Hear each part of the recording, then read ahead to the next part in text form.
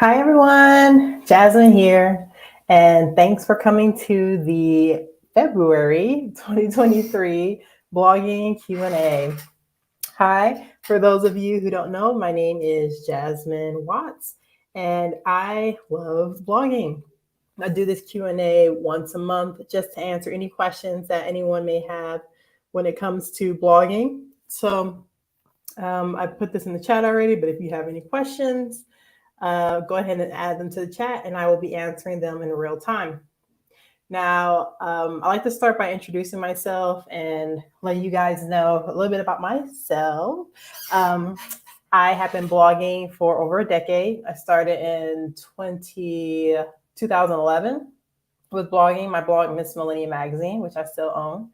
And I have gone on many blogging adventures since then. I've started and ended several blogs in that time. I have a new blog as well called Blogging Money Life, which you guys should be watching on our YouTube channel for that blog currently. And I have done a little bit of everything when it comes to blogging.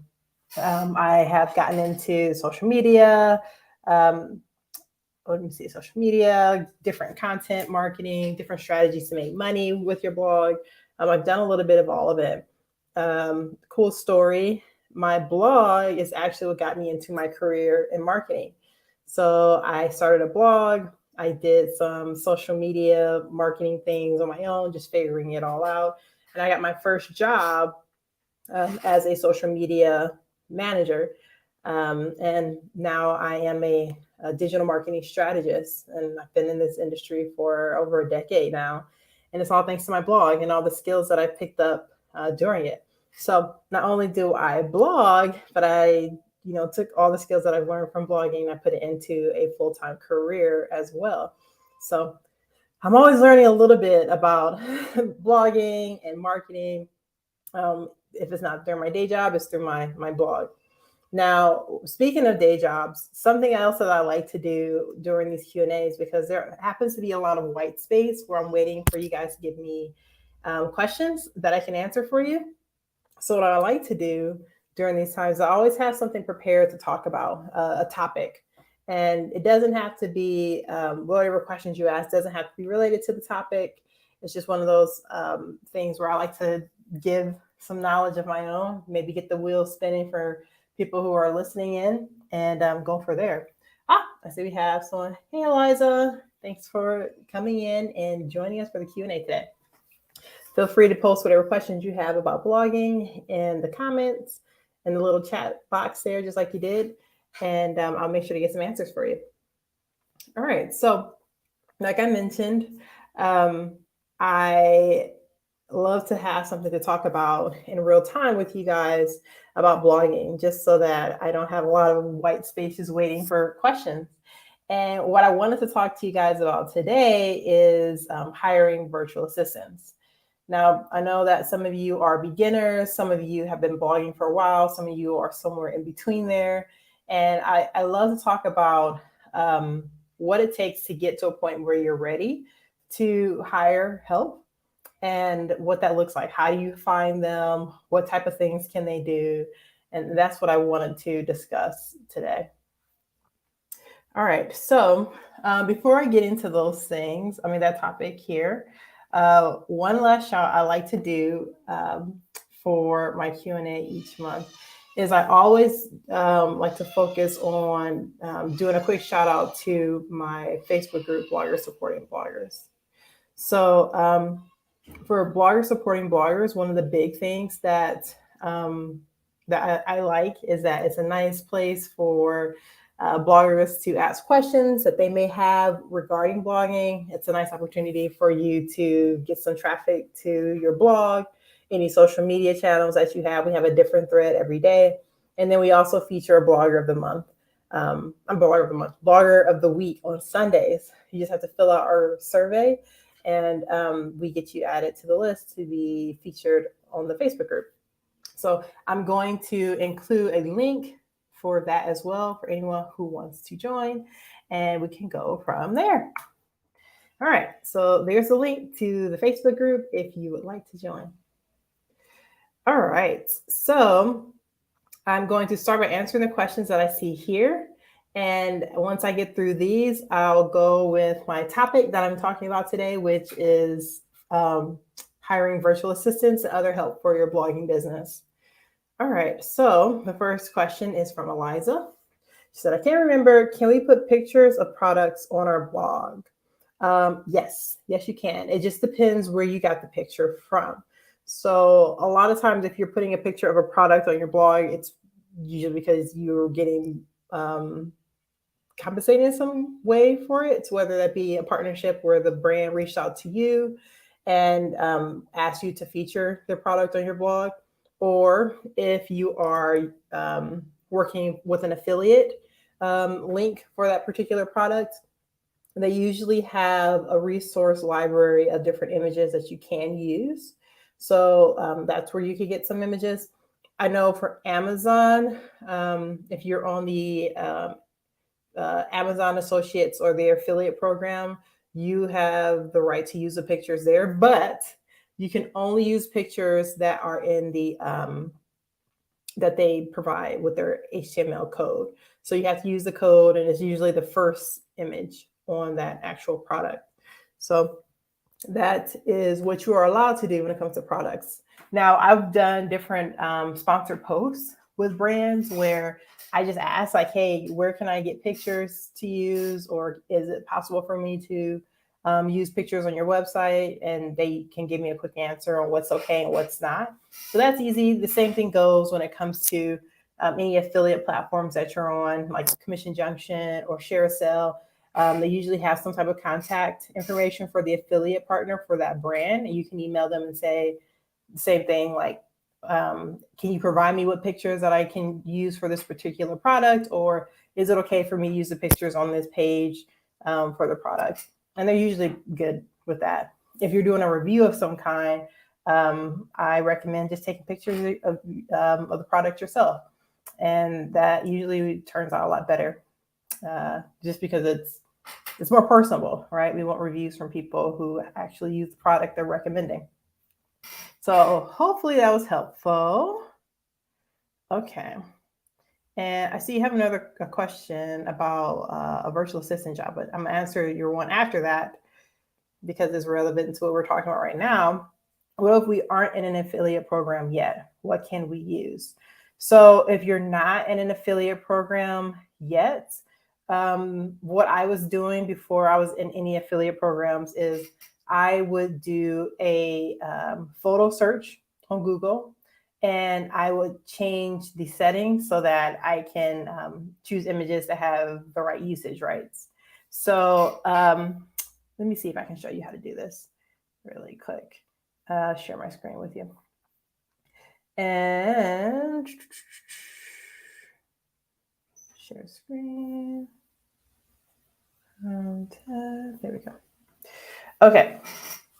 So, this is what it looks like when you're on Google, obviously. And what you're going to do is search for, I guess, let's do a picture of what's a product that I could talk about. Let's do French press. French press. So what I would do is go to images. And once you're here, you can go to tools. And from here, you select usage rights. And you can do Creative Commons licenses. Now, when you do the Creative Commons licenses, that means all these pictures that you see here are okay for you to use on your blog. They're royalty free, which means you won't get in trouble for any copyright things for using any of the images that come up here. And of course, this is going to be a little bit more generic if you're using a specific product. So if you want to put a brand in front of it, you notice like some of these brands actually came up. So if I want to do Bodum, for example, for French press, I can do the exact same thing. So it says French press, I selected Bodum, I'm going to tools, usage rights, and Creative Commons.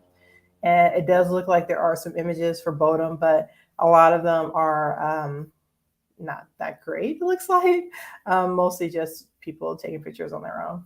So this is another way that you can find pictures. I typically go to royalty-free websites to get stock photos.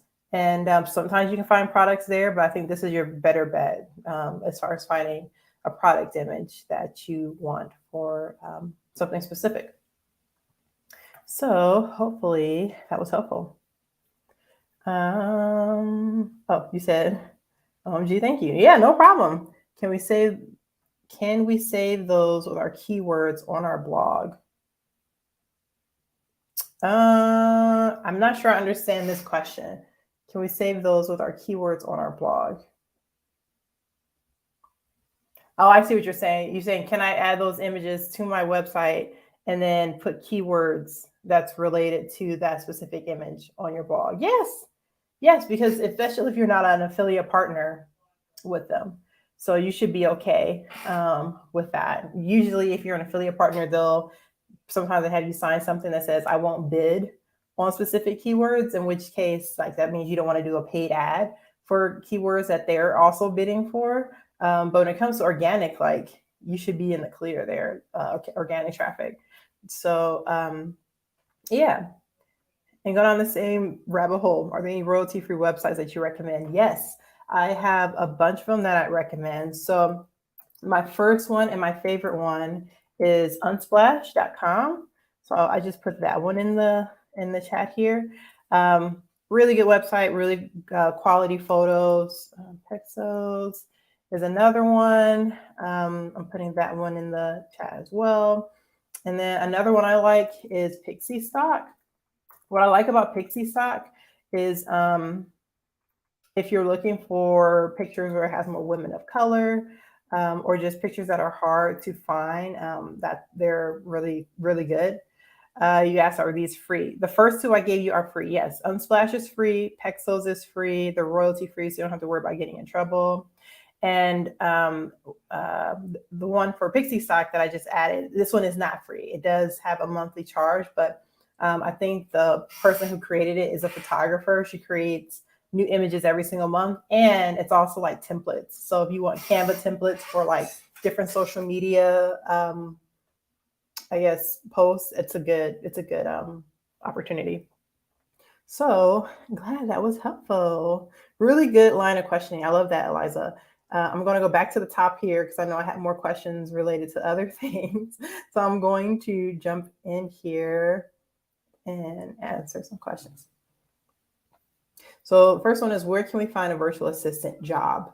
All right, so this goes into my topic of virtual assistants. And when you're going to hire a virtual assistant, I think the place I go the most to find a virtual assistant is two places. And these are the places I would go if I wanted to find a virtual assistant job, and create profiles there. So the first is Fiverr.com.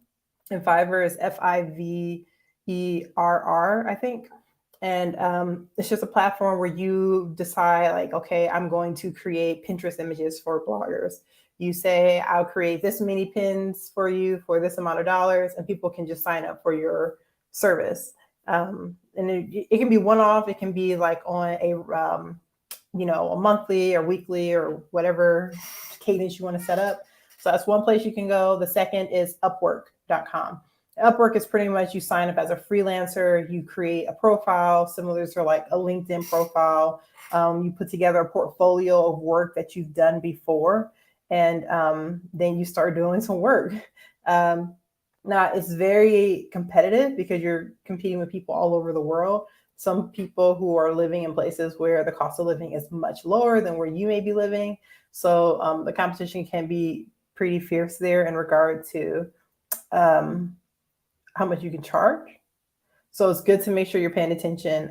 You put in as many credentials as you have, tell people why you deserve to make the amount of money that you're asking for, and go from there. But for most of my virtual assistants, I'm not saying all of my virtual assistants, I come from one of those two platforms. So good question. All right, I'm going to get through the rest of these questions, and then I'll go into my topic for today.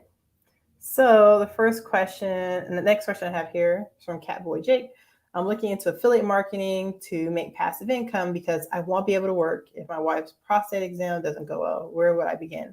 Okay, so I don't know if you're trying to be funny, but what I will say is, if you are looking to do more affiliate marketing to make passive income, I would say start with your blog, figure out what products that you want to promote, and just go from there. And I have a ton of videos when it comes to different affiliate marketing tips to bring more money that way. So that's what I would do. All right, moving on. All right. Okay, so here's one. How can we use Pinterest for affiliate marketing? That's a good question. So I think that for Pinterest for affiliate marketing, what you can do is figure out what affiliates you want to promote. And what's different about Pinterest for affiliate marketing is that you can do it one of two ways. The first is you can do a blog post on your website where you promote a certain product. And when you do an affiliate product, the best way to do it is a review. That's where you're going to get the most organic traffic, because if you're going to buy something online, right, one of the things that we do is we read the reviews. So if you do a review for a product, you can write it on your blog and then promote it on Pinterest. So that's the first way. The second way that you can do this is by putting that affiliate link directly on Pinterest. Now, Pinterest has made a lot of changes recently in regard to like wanting people to stay more on their website. So what I would recommend for Pinterest, especially because I know they're really focused on video, is I would do a quick video talking about the product, have a link, an affiliate link on there for people to go to it, take some pictures of your own to put into like kind of like, I guess, IG stories type of video. And and just go from there. Just promote it directly from Pinterest that way. Now, when you're doing any type of affiliates on social media, you want to make sure that you do the right, what do you call it? The right disclosures. So you want to do hashtag ad in your post so that you don't get in trouble in that regard. So as long as you keep that in mind, you should be good to go. I've done this a few times with Pinterest where I did direct affiliate links. The only thing about it is it's hard to keep track. It's hard to keep up with what you put out there. So I would recommend using some type of tool like Tailwind or some other social media promotion tool where you can recycle different items or recycle your posts that you created before and see how they do. All you need is that one pin to like take off, right? And then you just continue to see traffic from Pinterest on that affiliate, or more, I should say, more sales for that affiliate once it gets promoted. So good question. Good question. Wow, man, you guys are asking some really good questions. So let me see. How can we know if a new blogger is receiving good enough traffic? I'm going to answer your question with a question. What is good enough traffic? Good enough for what? Are you trying to get traffic so that you can bring more income? Are you trying to get more traffic so that you can qualify for an ad revenue channel? Good enough traffic for what? It just depends. Now, I like to tell people, because people think that there's some number that you need to hit in order to start monetizing your blog, and that's just not true. I was getting really poor traffic on my website, Miss Millennium Magazine, when I made my first sponsored post deal. So you can still start making money with your blog even if you're not getting a ton of traffic, especially if you're getting more followers and subscribers on your social media channels or on your email list.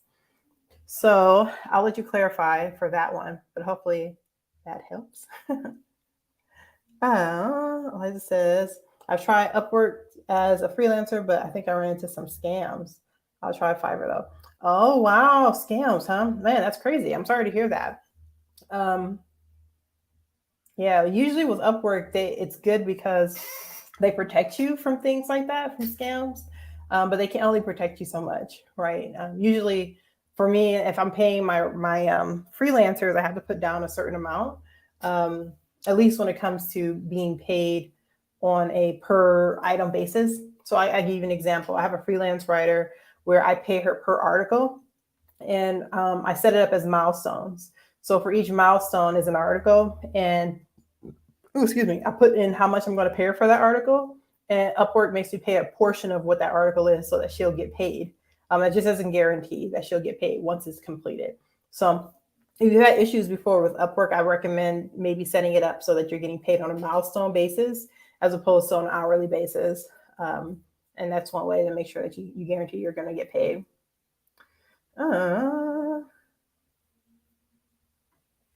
Cynthia says, how can we find a sub niche with a high cost per click? So I have a good suggestion on what you can do.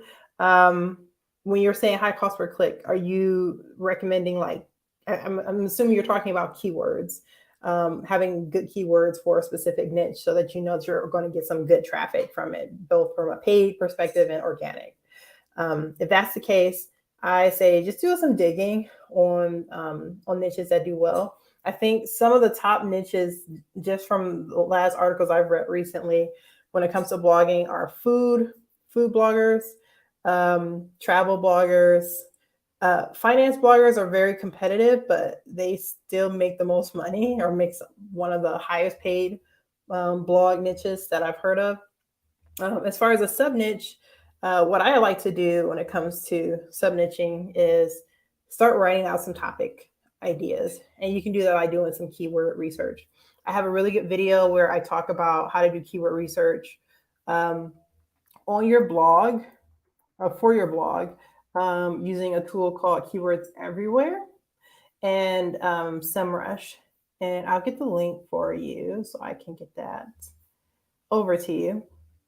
So you can do keyword research that way. The other way is you can use a tool I love to use called RankIQ. And what RankIQ does is they have a list of different keywords that you can choose from that they've already done the research for. So they'll give you a whole list of keywords. You can go by niche, and from there, it'll tell you how quickly you'll rank for that particular keyword just based on how competitive it is. So that's what I would do. I would do some keyword research and make sure you're paying attention to the competition, not just how much traffic is getting to it. Because even if there's a ton of traffic, if you're, trying to compete against people whose websites have been around for a long time and are getting way more traffic and a higher domain authority than yours, you're probably never going to rank for that particular keyword. But I go into a lot of details about that in my video. So I just shared that if you want to check it out. Wow. So we're getting some really good questions here. All right. So I am going to go to the next one here.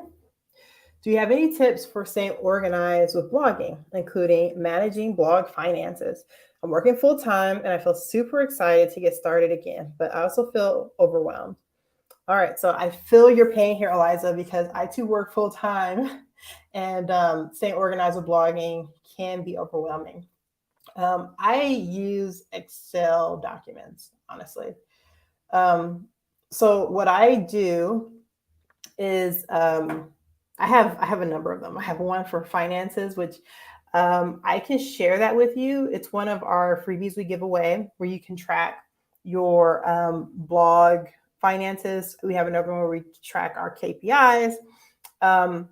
So I can share the links for those for you guys. Let me just find them. So that's one way to just keep track of what's happening there. I also have a spreadsheet. I have actually, the more I think about it, I have a spreadsheet for everything. Let me see if I can share the spreadsheet I use most often with you guys. This one I don't give away for free, but maybe I should. You guys let me know if you think it's something that would be helpful. What I'm going to show you is how we organize our content for my blog, Blogging Money Life. And it's pretty much how we go about developing what's being published and when. So, all right, I have it up. I'm going to share my screen with you guys right now.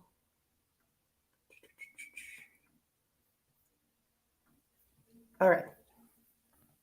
So this is, we call our blog post social media image inventory, which is not an accurate depiction of what this is. That's what it started off as, but it got a lot more complicated after that. So I'll show you 2022 because, well, no, I'll show you 2023 because this one's more complete. We have the month of February. I already have all my content for February planned out. As we edit the content, we do a hyperlink to it here under the title. So if we want to get to that article, we can go straight there. We have what type of content it is, if it's a video, if it's an affiliate article, just new content, sponsored posts. And then we also have the published dates for each piece of content here. We have our blog category. So we keep track of, are we publishing more content on travel or more content on blogging? Just so there's no confusion, or so we have a nice balance of the type of content we're publishing. And then of course we have our status. So we have it for outlined, if it's been assigned to a writer, if it's written, scheduled, and then if it's live. So we have that all there. And then here are check boxes that we use to showcase, did we add affiliate links to it? Do we have the category, the internal? This is what our editor is looking at to make sure that we're going through all of the content and we're not missing anything for each piece of content. We like to include YouTube links in all of our articles. So we put a link to whatever YouTube video was included in it. And then we also have check boxes for the social media sharing. So I have a virtual assistant who is doing that. And as she's going through and sharing them on various places, she checks the box. And then this is where we keep all of our images. So for every blog post that we create, we're creating social media images for it. And we just put it into a Google Drive folder so it's easy to access. So we have our Facebook images, we have our Pinterest images, and then we usually have our Instagram images too, but this one just doesn't have any. And that's pretty much how we stay organized. This is probably the easiest way that has helped me a ton in regard to staying organized. I have something similar to this for my other blog as well, but it's just not as clean, updated as this sheet is. So let me know if you think that is helpful. If it is, I will, I'll share a link with you guys to use it for yourselves. So hopefully that's something that you can use as well. Eliza says, it's also hard to stay motivated when we aren't making money and haven't made money all year. Oh, I know that feeling so well. I guess my question would be, how are you trying to make money? Sometimes we go down these paths. I'll tell you what I did, mistake I made when it came to making money. I will learn like, okay, everybody's making money with affiliates. So I try to do affiliate stuff for a couple of weeks. It doesn't work out. And then I stop on affiliates and I move on to the next shiny thing, which is sponsor posts now. That's not working. Okay, now I'm going to move on to the next shiny thing. The problem I was having is I wasn't going deep enough on a lot of these different monetization strategies. So I ran into issues as far as like not succeeding in a lot of them. Now, when I did start to see success is when I focused. For example, I went a lot of years not making any money with affiliates, and I was trying little things here and there. I would take a course occasionally and, you know, just try to implement those things from the course and then get bored or not finish the course. So I dedicated 3 months to taking courses on affiliates, practicing different things, learning about SEO. And when I implemented it, I went from making like $100 a month with affiliates to $4,000 a month with affiliates. And it was over the course of like a month and a half. Like it was a ridiculously fast period of time. I'm not going to go into all the details of like what I learned and how I did it, but I will share my video where I talk through how I did it exactly in regard to like making more money with affiliates. So I know that's kind of a long-winded answer, but the moral of the story is go deeper. Find something, focus on it, don't get distracted, and then go deep with that specific thing. Now, that's one way you can do it with affiliates. I also recommend you can do it with sponsored posts. I like sponsored posts and affiliates because those are two types of ways you can make money without having to have a ton of traffic. You can be a brand new blogger and still make money with both of those types of monetization strategies. For sponsored posts, I think it does require a little bit more strategy. And I do have a course called Blogging Money Formula. I'm going to share the link with you guys here. Let me see here.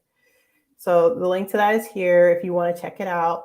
but I do go into detail about how to set your blog up in a way to make sure you have the basics down before you can start bringing in income with it. And once you do that, then it should be a lot easier to bring in income with your blog. So check it out and you can go from there. All right, let's see here. Okay.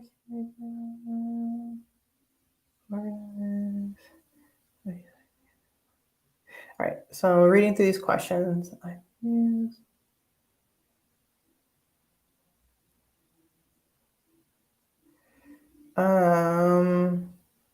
Okay. Yay, Cynthia said your answer did help. Awesome.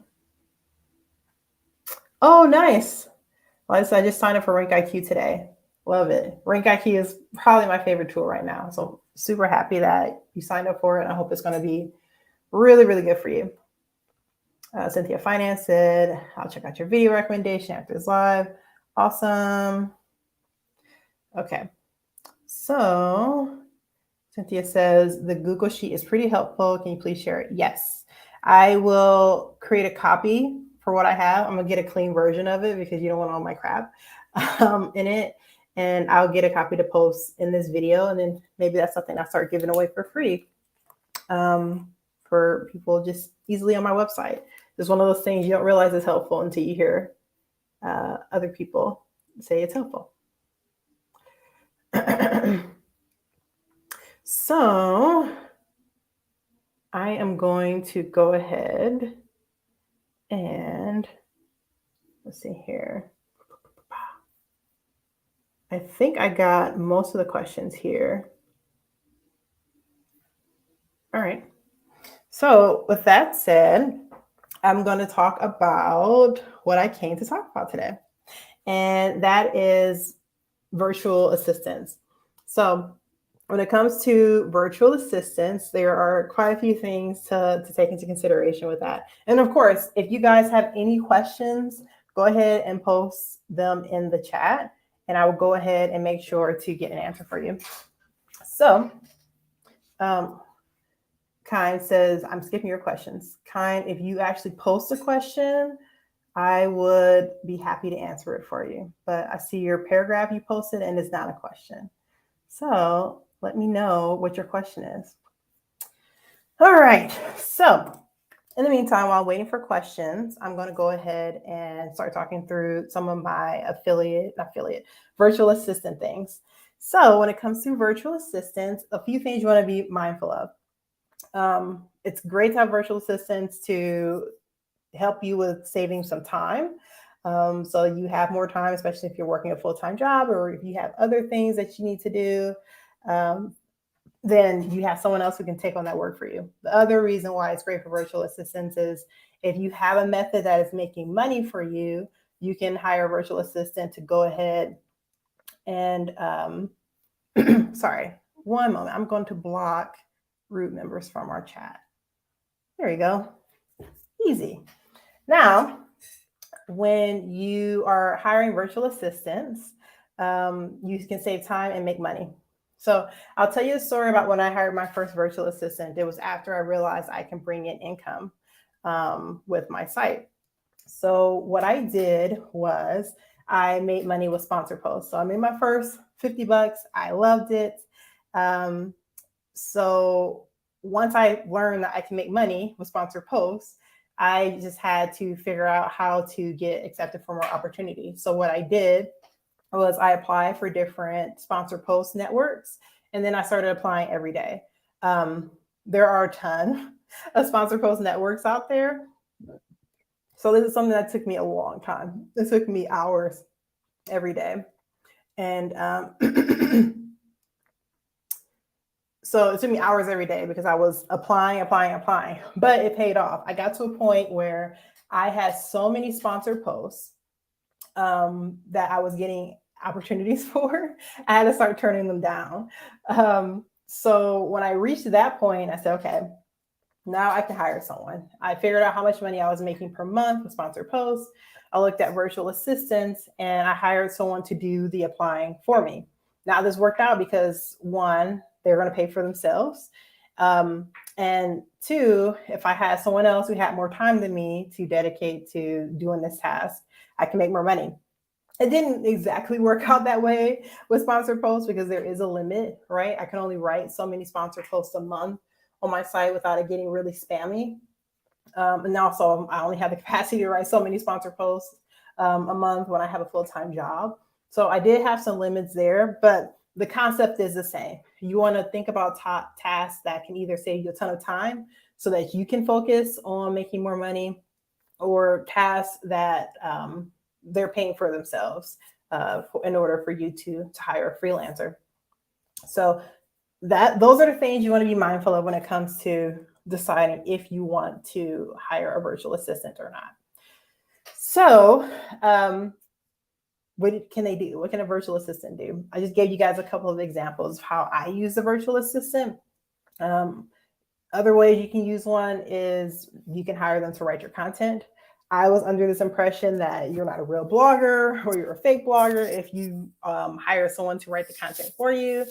That could be further from the truth, especially if you have a style guide or a tone that you're used to speaking in on your blog, and you can easily pass that style guide off to someone else. That makes it so much better, so that your content still seems really good and it's from your voice. Or even if you have someone start a piece of content for you and you do all the editing to get it published, that's a great opportunity to get someone to write your content for you. You get someone to do your social media posting. They can do a variety of different things to get traffic for your site. I've hired an SEO person to just go in and optimize my website so I get more organic traffic. I've hired advertising specialists to drive traffic to my products. And then I've had a lot of general VAs. At this point, I have 2 different general virtual assistants, one for each blog that I have. And they do things like replying to my email, negotiating for different sponsored post partnerships for me, bidding on different sponsored post opportunities, as well as posting any new content I have on my social media platforms. And then also managing my Facebook groups, bloggers supporting bloggers. So there's a number of things that you can hire a virtual assistant, or I should just say help, to do. I mentioned earlier here that there's 2 places that I like to go for freelancers, and that's Upwork and Fiverr. And what's nice about those is that they do have rating systems. So you can look at what someone's score is. Usually for any project that you go with, they ask you for a rating for that person. And you can also write a review. And what's nice about this is when you put a job out there and you'll get a lot of applicants for that job, you can compare people side by side. What are their expertise? What type of projects have they done in the past? Have they done anything similar to what you're trying to get them to do? Do they have samples of work that they've done in the past? How good is their English? That's another big one. And then I like to do interviews through Skype. And believe it or not, this knocks a lot of people out of the running for whatever reason. Sometimes people aren't who they say they are, or they're not fluent in English like they said they were. So that's good to make sure that you're doing that as well.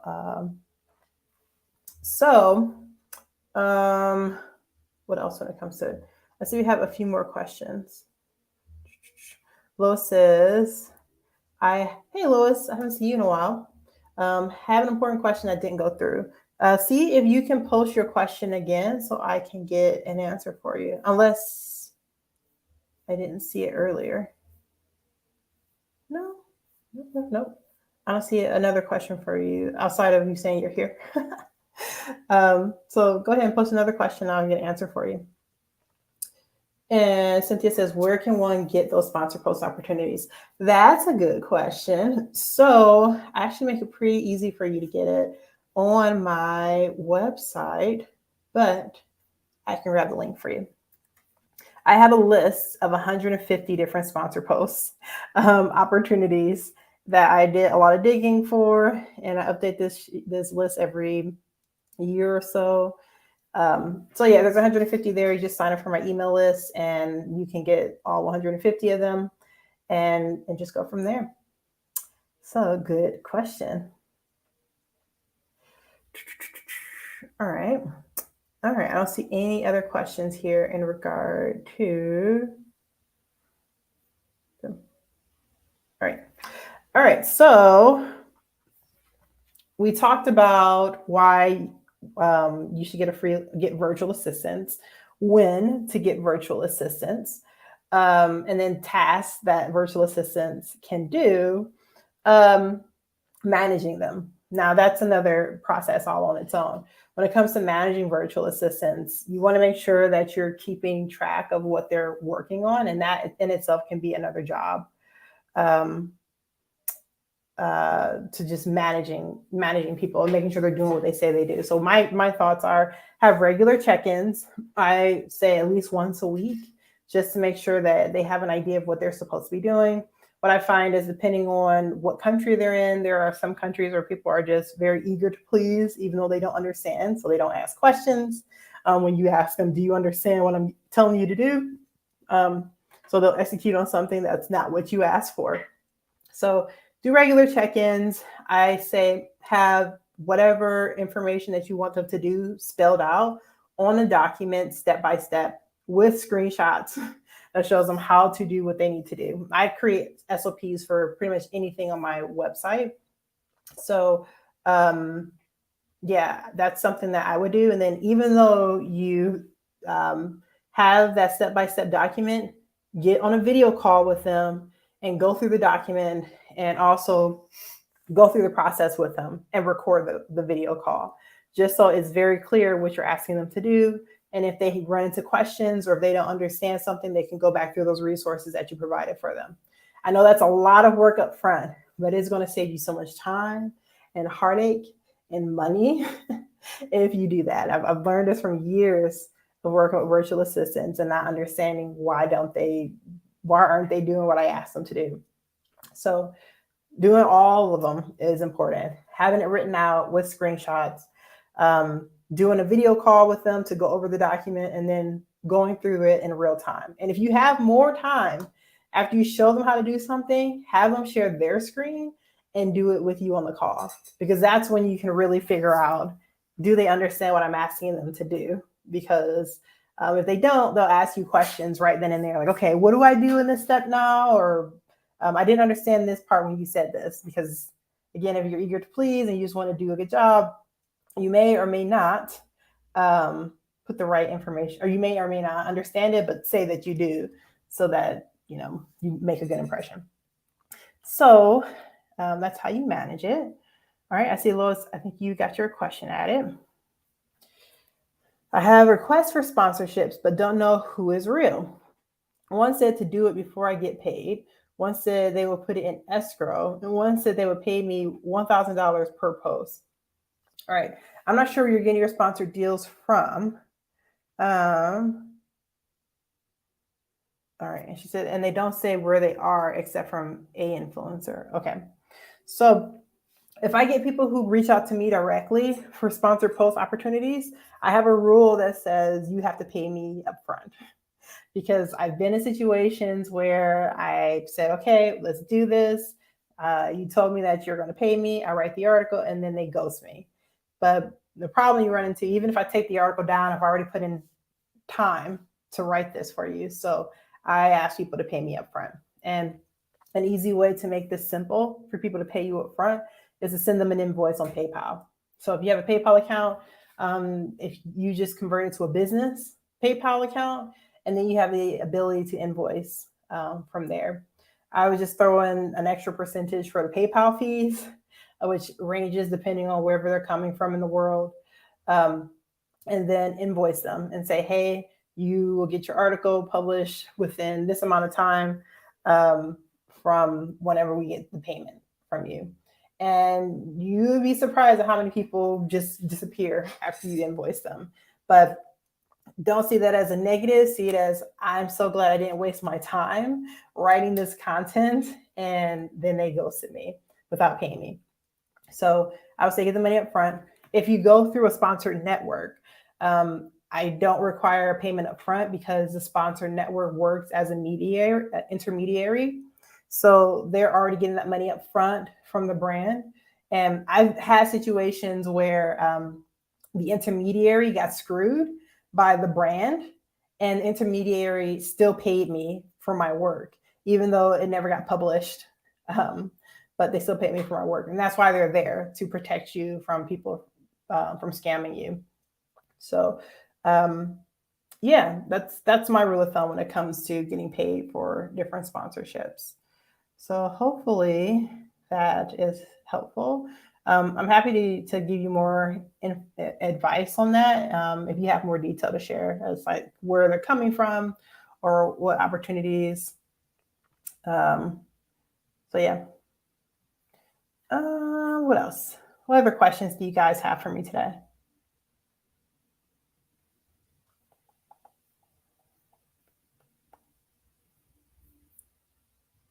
Yay. Ola says that helps. Awesome. Okay. Keep them coming, guys, if you have more questions.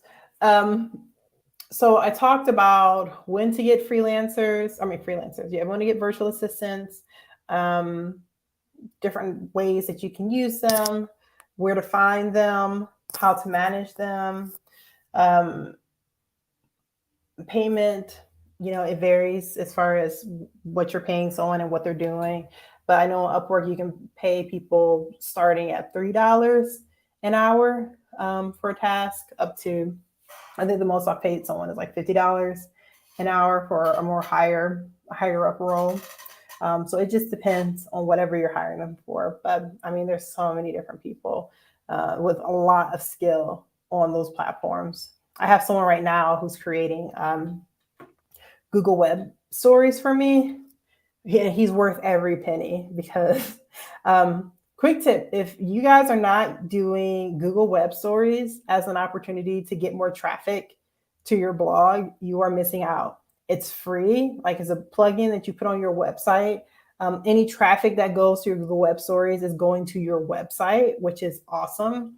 And then you can set up your web stories. They're very similar to like Instagram stories, where people can click through and go to your actual blog post to read more about a specific topic.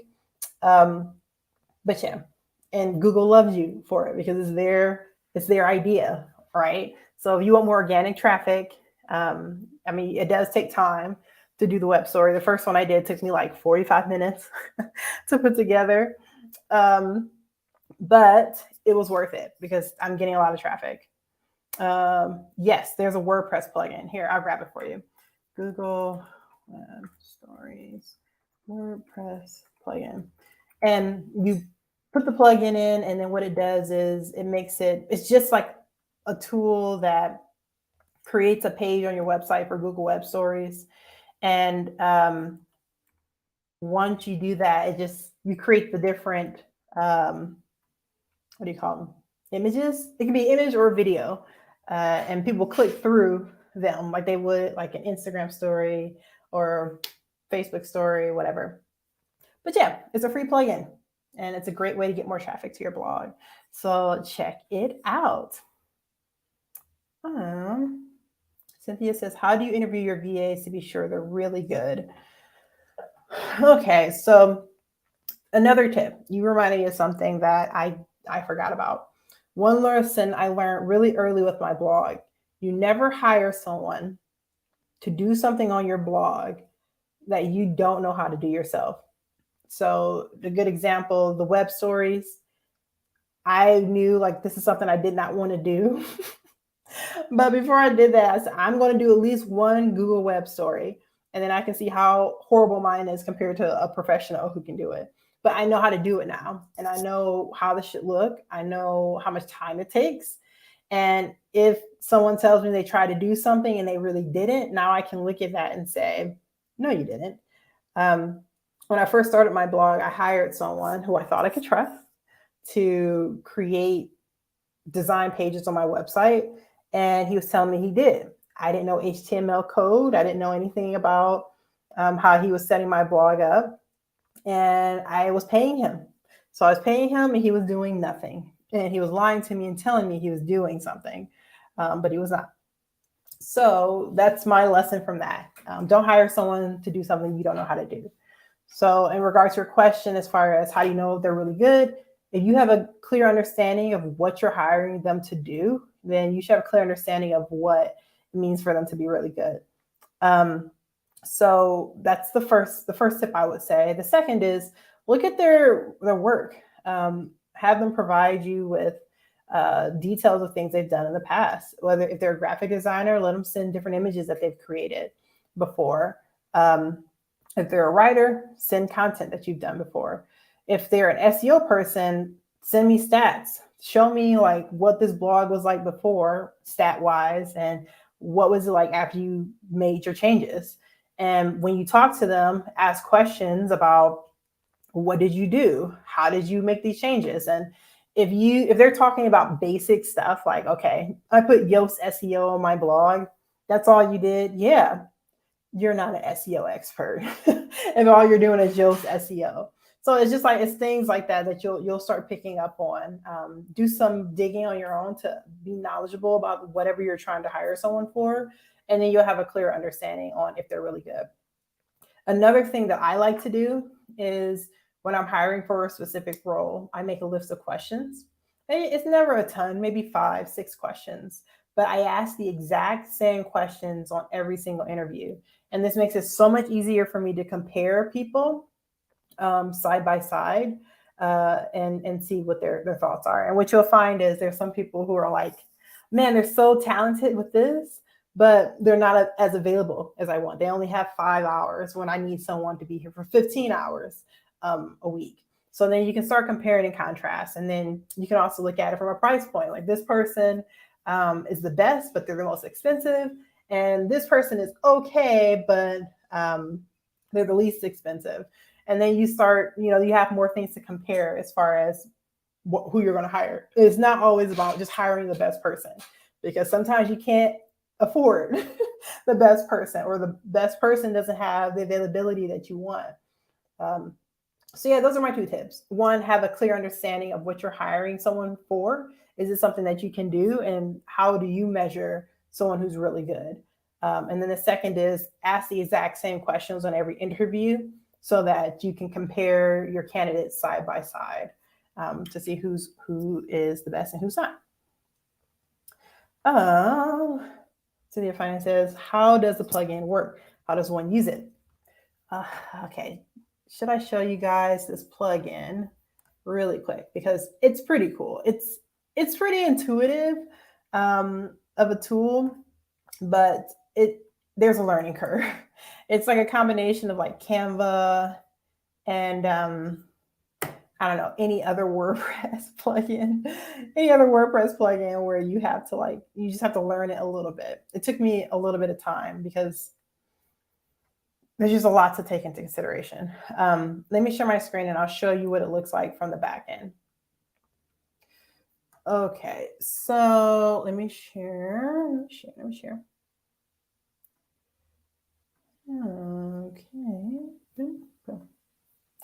All right. So when you download the plugin, on the left side of your browser, you'll now have a little section called Stories. And when I click on Stories, it pulls up this little website, this little dashboard. These are my stories that were created. Most of them were created by the freelancer that I hired because he's awesome. But what you do is if you wanted to create a new story, you just go ahead and create a new story. But I'll just show you really quick what one of these look like. So this is one story that my freelancer created. And if I were to create a new story, it's going to look very similar to this, except for I either have a template here or I won't have anything and I have to create the different pages. So I have my first one here, which is like a title page. And then I can go to the next one. And then I go into different details about this story. Now, what I did was I took an article on my website that does pretty well. And I just took each bolded subheader from that article. And I did a quick little snippet, couple of sentences about each bolded subheader. And This is accompanied by images that you can add, maybe some little graphics. And then each of these are linked to, for this one, this is linked to my affiliate link for this product. And for most of it, I can click on read the full article, which then goes to my article on my website. If you want to see what this looks like, you can preview it. And if you look at the URL at the top, I don't know if you guys can see that, but it says bloggingmoneylife.com/web story/ the title of this story. So anyone who goes to this is going to my website, which is really cool. And you see it has some movement happening here as far as what it looks like for people. I wonder if it lets me, oh, it's just scrolling through automatically. So yeah, you can set it up to scroll through automatically, or you can set it, people can also click on the image to go to the next part. I can click on open story so I can see it instead of a preview. So yeah, this is what it would look like. And of course, if it's on a mobile device, it looks a little bit different than this. Of course, you're just going to see this little section. So yeah, this is what a web story is. And having all these elements where you have a picture, you have things moving, you have links that people can click on. This is what takes so long to develop these dang things. So yeah, I have all these things pulled up here. And if people want to read the full article instead of reading these little snippets from it, they click it and it takes them to the article on my website, which is nice, right? So you get more traffic. And when I go back to this, each of these sections are clickable and then I can edit it. So I have the title, I have this little paragraph section, I have this. If I wanted to make it so that there are some, if I wanted to change the background, I want to add animations, I can do that. I can press play to see what it looks like. And this goes for every single screen that you have here. So you can make it, 3 screens or 6 screens. This one is 8 different pages, which is nice. So yeah, that's what a Google story is. And I have been getting more traffic. Now, not a ton. A lot of people say it's hit or miss with Google web stories, but I've heard people who say like they've gotten a ton of traffic from one. One just takes off and they're getting a lot more traffic to their website. Again, I'm being mindful of when I'm hiring someone to do something like this for me. All the things that I hired a freelancer to do, these are all affiliate articles that already do fairly well for me on my website. So I made sure to hire them to do those, because if I'm going to get more traffic somewhere, I want to make sure that it's going to pay off and pay for this person that I'm hiring to do this job. So that is Google Web Stories. Hopefully it was helpful. Well, this says actually on the Google Web Stories. Okay. I'm not sure what that means. Susie says, newbie here. What is the best platform that is universal for thumbnail photos for almost all social platforms? Examples, Pixar or Canva? I'm probably going to say Canva. Canva's used by a lot of bloggers. It's super easy to use. They're always updating it with new social media templates and things like that. And what I like about Canva too is I've had different products I purchased where I get Canva templates. So that's a nice benefit as well, being able to get templates from different vendors that are making it specifically for Canva, because Canva is just so easy to use. And I've used it. What's funny about Canva is like I've used it for my blog personally, but I've also used it in my day job, Canva.